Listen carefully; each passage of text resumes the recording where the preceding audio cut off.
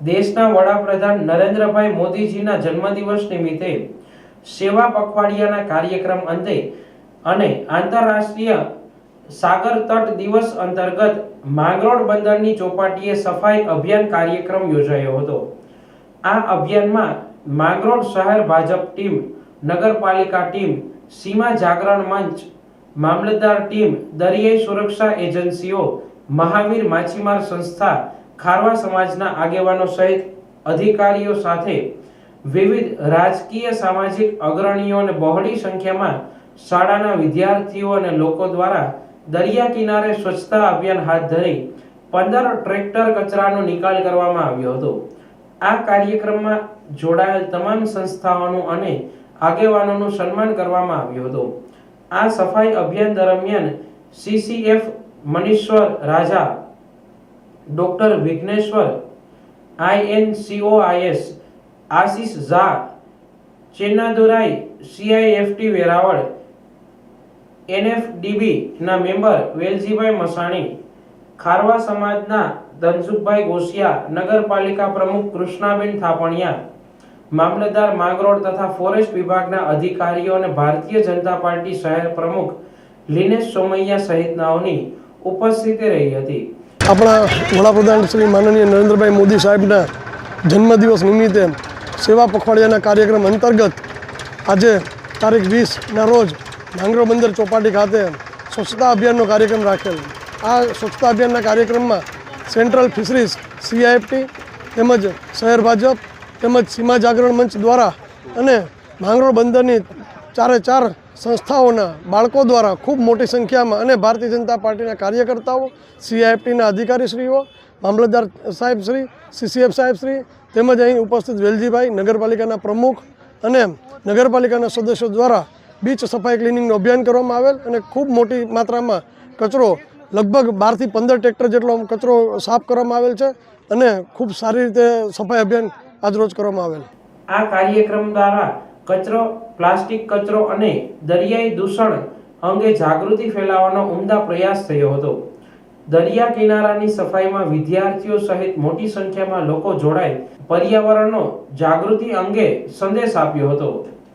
पूरे विश्व में थर्ड सैटरडे ऑफ सितंबर को international coastal clean up day मनाया जाता है।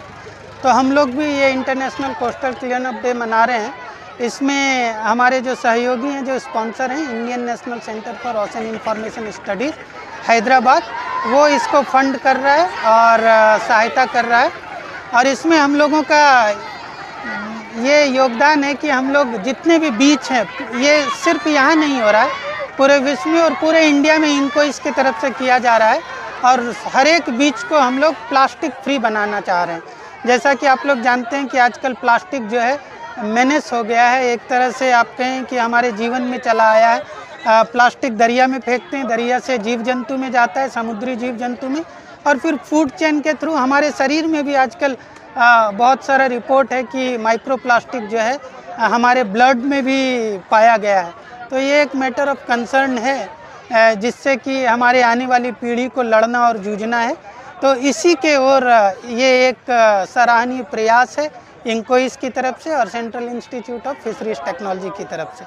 आज के इस कार्यक्रम में हम लोग जो માંગરોળ बंदर में कर रहे हैं, इसमें महावीर मच्छीमार सोसाइटी जो માંગરોળ की है, उसका बहुत बड़ा योगदान है।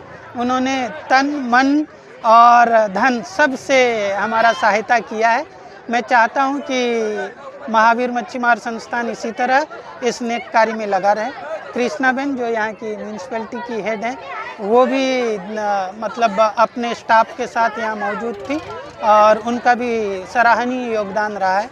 इसके साथ साथ मामलतदार मैडम, मोरी मैडम, CCF साहब जो राजा साहब हैं, वो भी यहाँ पे आए और बच्चों को मोटिवेट किया और सफाई का इम्पोर्टेंस बताया, प्लास्टिक का क्या क्या खतरा हो सकता है उसके ऊपर ध्यान दिया। लिनेश भाई हमारे साथ हैं। लिनेश भाई जो यहाँ के भाजपा कार्यकर्ता हैं, वो भी बढ़ चढ़कर इस प्रोग्राम में सहयोग दिए और सहायता किए। उनका भी केंद्रीय मात्स्यिकी प्रौद्योगिकी संस्थान और इंकोइस की तरफ से मैं धन्यवाद ज्ञापन करना चाहूँगा।